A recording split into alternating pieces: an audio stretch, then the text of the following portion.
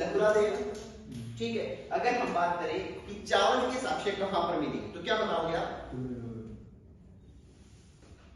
चावल के साक्ष्य कोल्डी हवा, भारत में कोल्डी हवा, यूपी और बिहार वाले एरिया में कोल्डी हवा में क्या मिले? चावल के साक्ष्य मिले। ठीक है, तो ये सारी चीजें। हाँ, एक क्वेश्चन थोड़ा सा घुमाकर आपसे पूछ सकता है, वो पूछ सकता है कि इंडियन सब कॉन्टिनेंट में सबसे पहले एग्रीकल्चर के एविडेंस कहां पर मिले?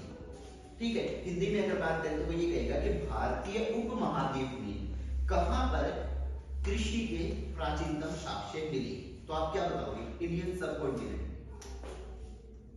अब सवाल ये कि सब कॉन्टिनेंट होता क्या है, यही है ना?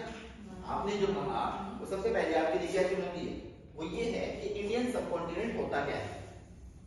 तो पहले तो आंसर देखिए, आंसर इसका है ये, क्या बोलते इसे?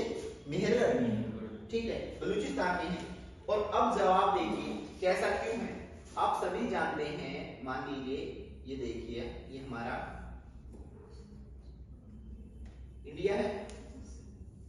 ठीक है, अब इंडिया में इन्होंने कहा सब कॉन्टिनेंट, एक कॉन्टिनेंट के अंदर, वैसे तो हमारा कॉन्टिनेंट किसमें, हमारा जो देश है वो किस कॉन्टिनेंट में? एशिया में। और इसी को हमने सब कॉन्टिनेंट बोला, यानी कि इसी के साथ हमने इसको बांट दिया। कॉन्टिनेंट के अंदर किसी चीज को बांटना सब कॉन्टिनेंट कहलाता है। सबका मतलब छोटा होता है ना, सब इंस्पेक्टर है ना, सब रजिस्ट्रार, इस तरह की चीजें सुनते हैं। तो अब इनको बांटने के लिए ये क्या है? हिमालय। और इधर क्या है? हिंदू कुश माउंटेन। इसकी स्टेट में वही बताना जरा, पाकिस्तान और अफगानिस्तान। ठीक है, बॉर्डर पे। और ये क्या है? हिमालय। और इधर क्या है? ये है। तो